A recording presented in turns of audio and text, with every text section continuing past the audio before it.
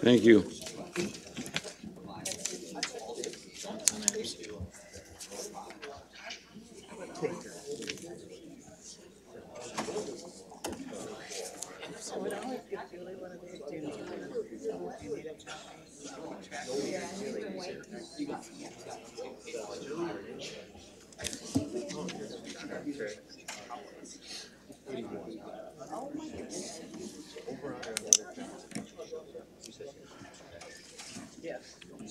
Oh, look at you. Look at you. Well, good morning, everyone. Welcome to this still cold Tuesday, April 17th, 2018, full meeting of the Mclean County Board. At this time, I'd like to call the meeting to order. Will you please rise for the invocation by Member Solner. Please bow your head in prayer. Dear Heavenly Father, thank you on behalf of all gathered here today. Thank you for the abundant gifts and blessings that you give us. Thank you for the opportunity to serve you and to do your work, and for our many freedoms. In your great wisdom, please grant these wishes. Please give us the wisdom to govern fairly with many differing opinions and differing views and issues of our day. Please give us a sense of the welfare and needs of all our constituents. Please give us the thirst for justice and fairness. Bless us with the ability to work together in harmony, even when we have strong disagreements. Please protect our police, firemen, our first responders, and all involved in healthcare.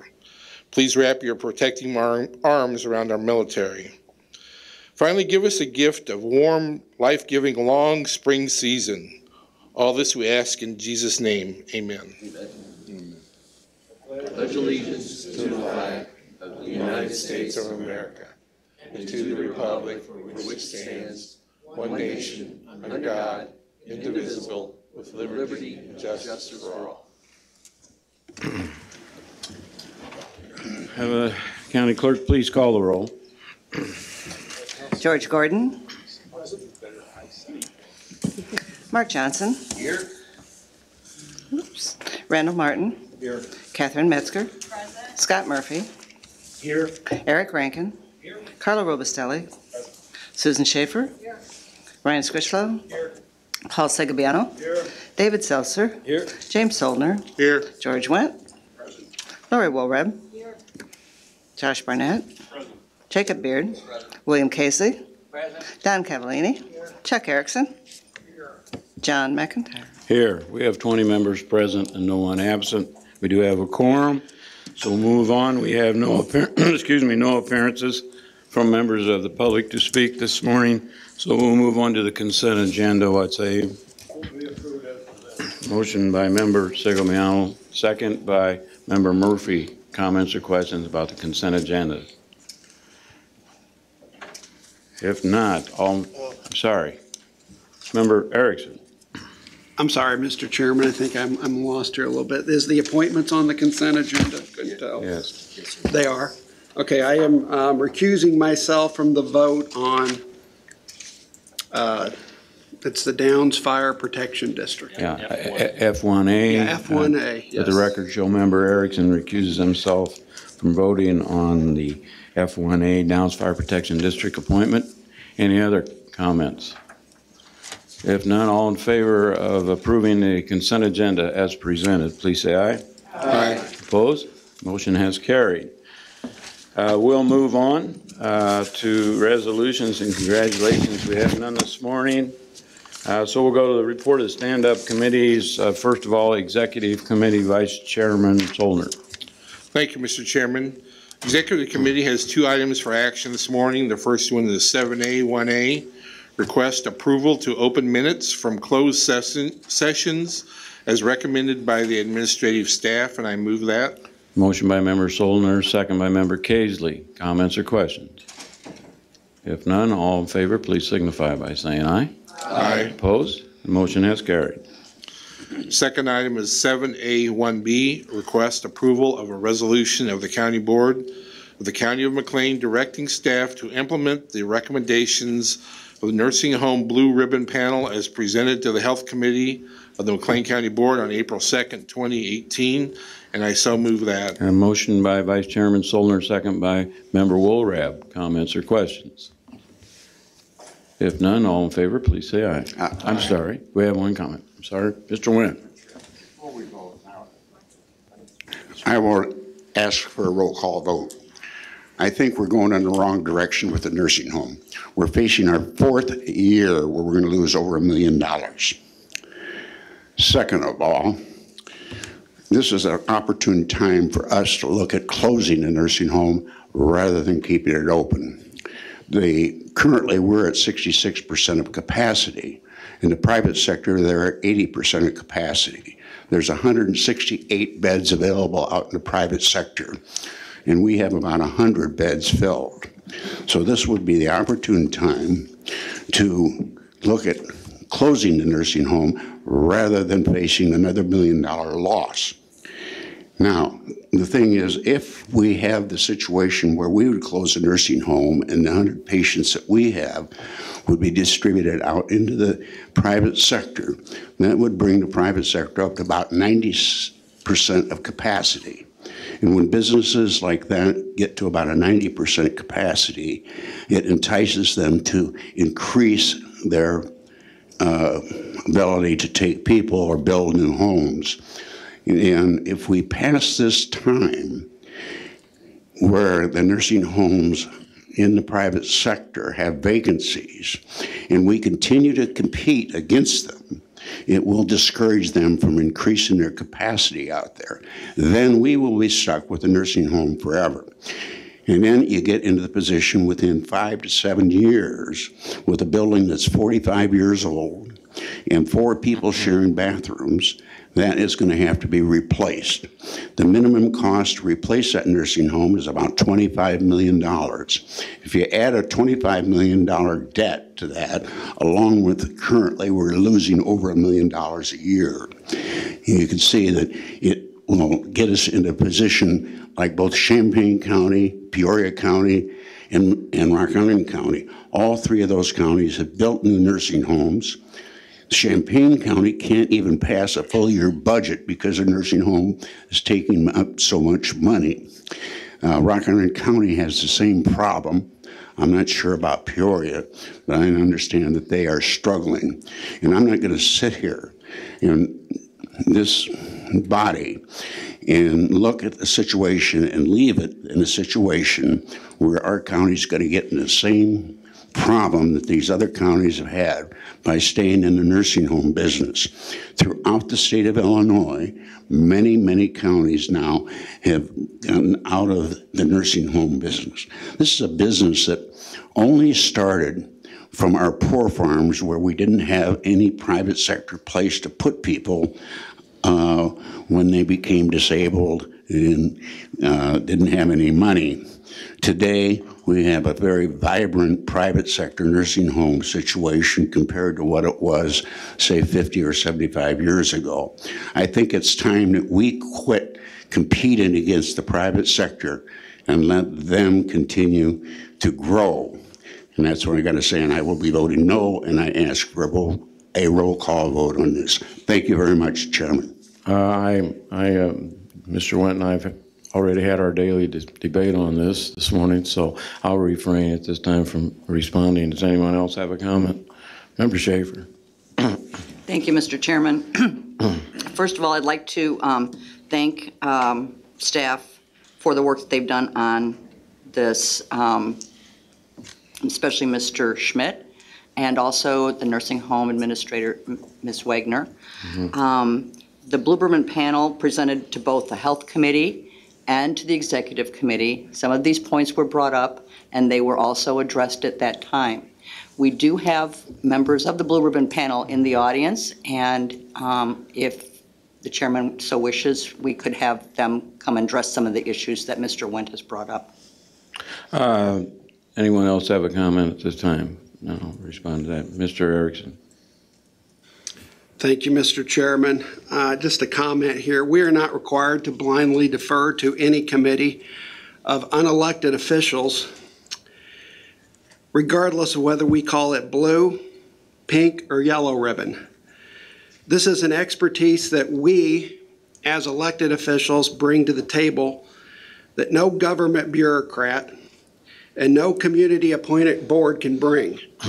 That is expertise gained from talking to constituents and understanding the views of the body politic.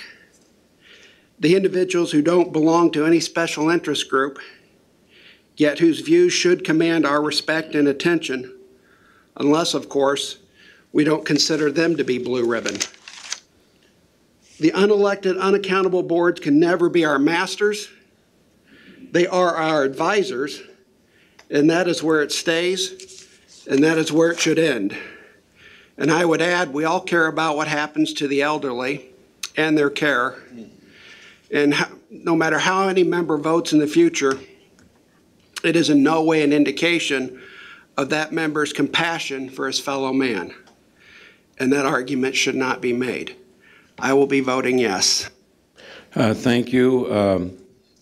I would like to remind Member Erickson that the blue ribbon panel is blue, and that the definition of a blue ribbon panel was handed out to all the members at the beginning when this was set up, and it has acted as an advisory committee. What we are voting on this morning was voted on and approved by the Health Committee and also the Executive Committee, and referred to this full board for consideration and voting. Member Segoviano, you were next. We're all blue ribbon, Mr. Chairman. Is he finished?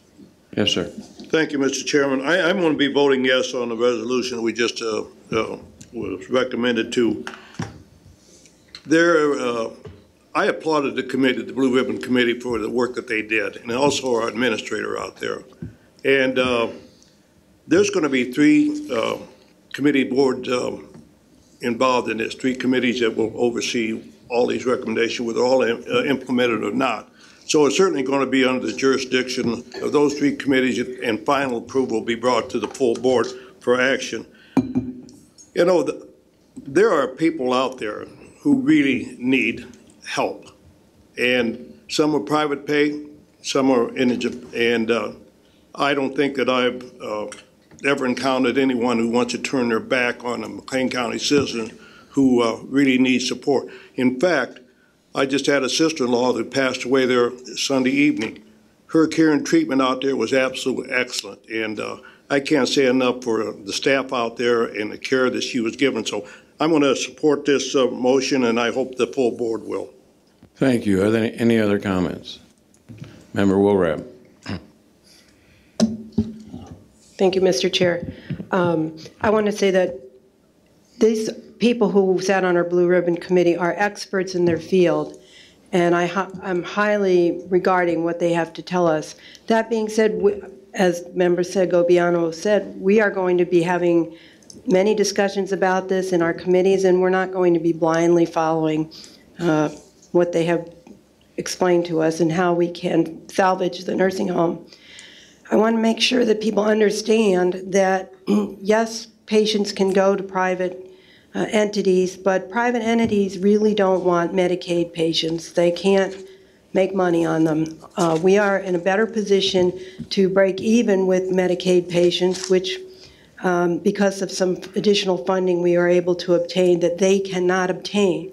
If we were to close our doors, we would have a situation where many local citizens would be probably pushed out of the county or certainly out of the community for care in their later years, making it very difficult on them and their families. I'm going to vote yes on this, and I certainly hope everybody else will do the same.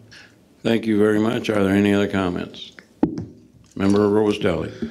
Thanks, Mr. Chairman. I also plan to vote yes on this recommendation, and I want to add my thanks to the Blue Ribbon panel and for the chairman for putting this group together and the staff for their support.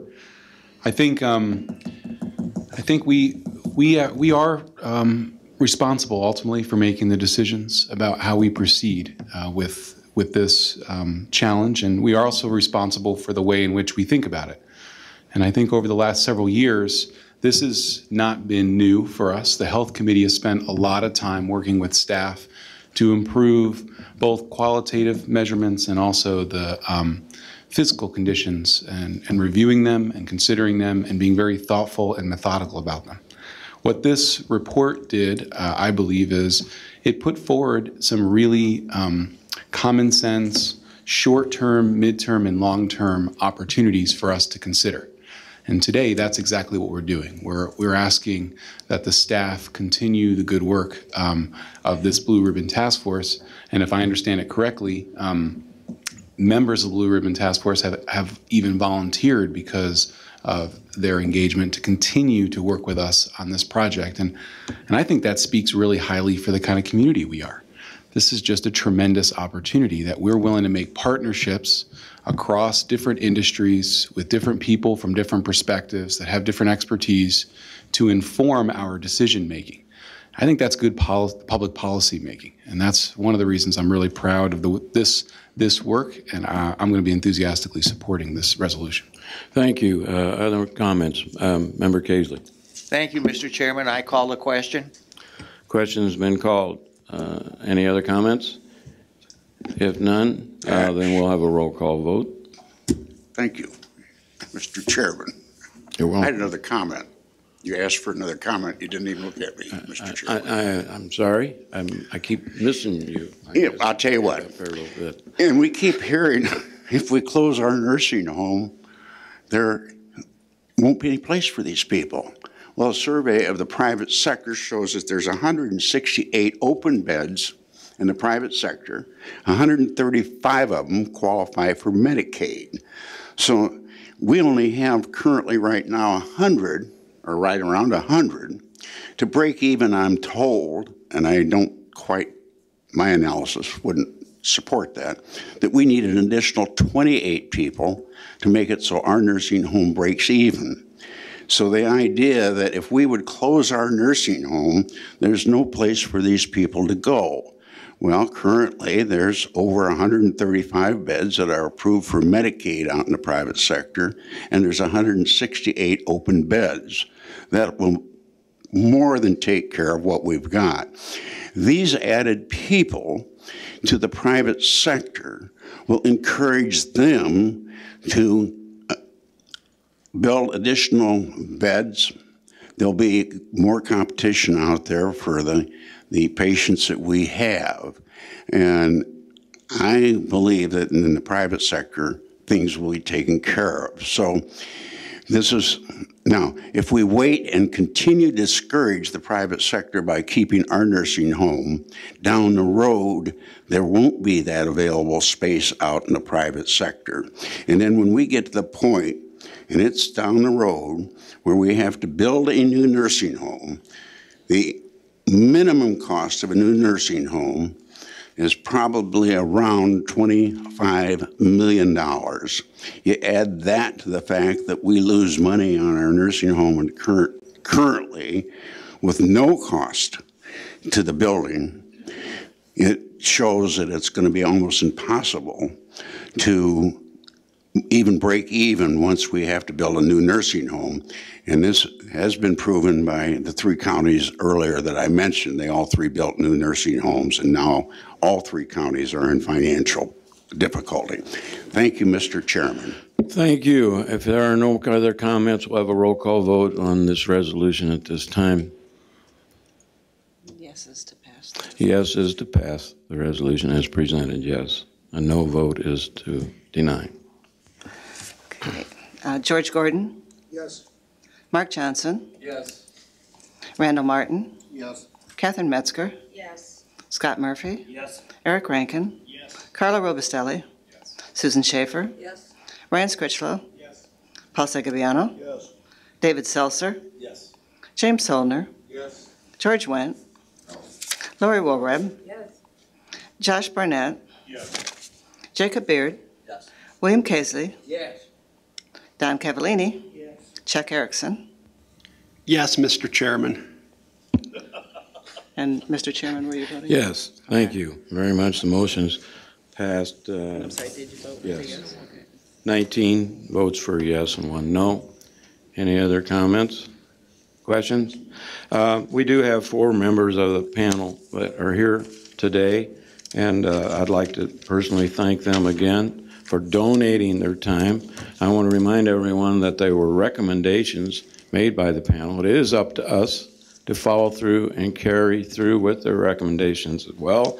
I could have asked them to come up and respond to questions, but they have appeared twice in front of us, and all members were invited to attend the meetings as well.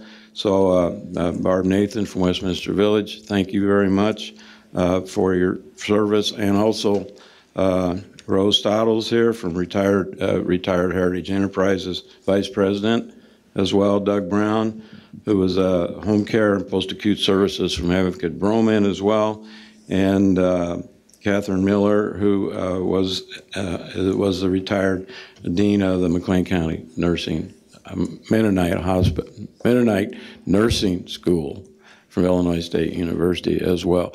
Again, thank you very much. Also, Eric Smith, for our staff member, for all of his extra work and time on this, and also Cindy Wagner, the director, for all of your great cooperation and recommendations as well.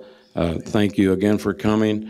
Thanks for all the time that you have donated, and thanks for volunteering to be on a committee to oversee this as we continue as well. And thank you very much for your great recommendations. So we'll move on at this time. Thank you, Mr. Chairman. That's all the executive committee has for action. We have, there's a number of other minutes in our packet, and our unapproved minutes are on page, our reports on the unapproved minutes of pages 2 through 15. Thank you. Thank you. We're going on to the Land Use and Development Committee. Member Erickson. Thank you, Mr. Chairman. The Land Use and Development Committee has no items to be presented for action. Thank you very much. Property Committee Chairman, Member Segoviano. Thank you, Mr. Chairman. We have no items for action or unapproved minutes on pages 23 and 24, and I'd be happy to answer any questions. Thank you very much. We'll move on to the Justice Committee Chair, Member Gordon. Thank you, Mr. Chairman. The Justice Committee brings 4 items for action to the board this morning.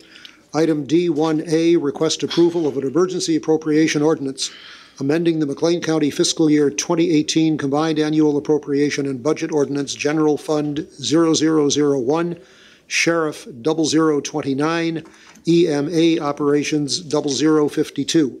Illinois Emergency Management Agency Nuclear Safety Grant Program. This requires 2/3 board approval, pages 95 through 97 in our packet, and I'll move that. Motion by Chairman Gordon, second by Member Cavallini. Comments or questions? If none, all in favor, please say aye. Aye. Opposed? Are there any dissenting votes, since this requires 2/3? If none, the record can show that it was passed unanimously. Item D1B, request approval of an emergency appropriation ordinance amending the Mclean County Fiscal Year 2018 Combined Annual Appropriation and Budget Ordinance, General Fund 0001, Sheriff 0029, EMA Operations 0052. Enbridge Incorporated Grant for Pipeline Safety Training. This also requires a 2/3 approval, found on pages 98 through 100, and I'll move that. A motion by Chairman Gordon, second by Member Segoviano. Comments or questions? This also requires a 2/3 vote. All in favor, please say aye. Aye. Opposed? Any dissenting vote to be recorded? If not, let the record show this passes unanimously. Move on, sir. Item D1C, request approval of an emergency appropriation ordinance amending the Mclean County Fiscal Year 2018 Combined Annual Appropriation and Budget Ordinance, General Fund 0001, Children's Advocacy Center 0062, VOCA, requiring 2/3 vote, found on pages 101 through 103, and I'll move that.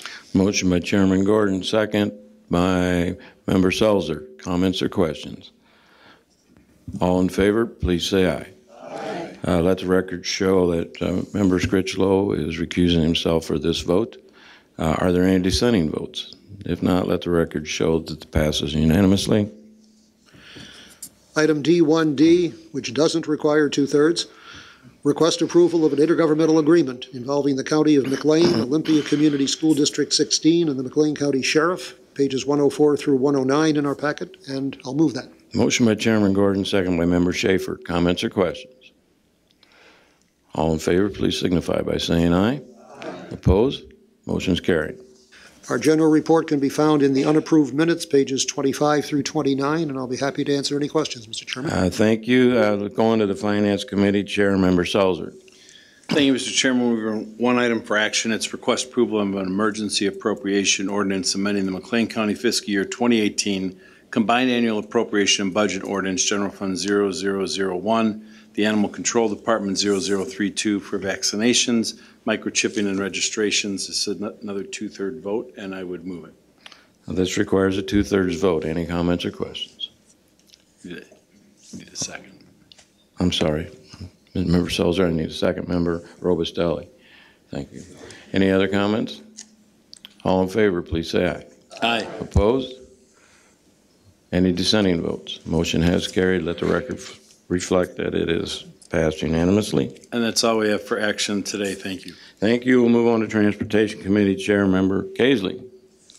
Thank you, Mr. Chairman. We have no items for action, and our general report of our two Transportation Committee meetings in the last month are found on pages 57 through 61 of the unapproved minutes. Thank you. Thank you. We'll move on to the Health Committee Chair Member Schaefer. Thank you, Mr. Chairman. The Health Committee has no items for action today. Our minutes can be found in the unapproved minutes packets on page 47 through 56. And just a note that the Health Committee is meeting on April 30th instead of the first Monday. Okay, duly noted. Thank you. We'll move on to the County Administrator Report. Mr. Wasson. Thank you, Mr. Chairman. I have nothing else for the County Board this morning. I'll be happy to answer any questions. Thank you. Item 8, other business and communication. Is there any other communication at this time? If not, we have bills to pay in the amount of $5,668,548.72. These bills have been submitted, reviewed, and approved by the auditor for payment. Any comments or questions? Member Cavallini. Vote. Okay. Motion to approve by Member Cavallini.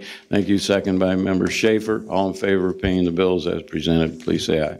Aye. Opposed? Motion is carried. I have no other business this time, and this meeting is adjourned. Thank you. Thank you for all attending.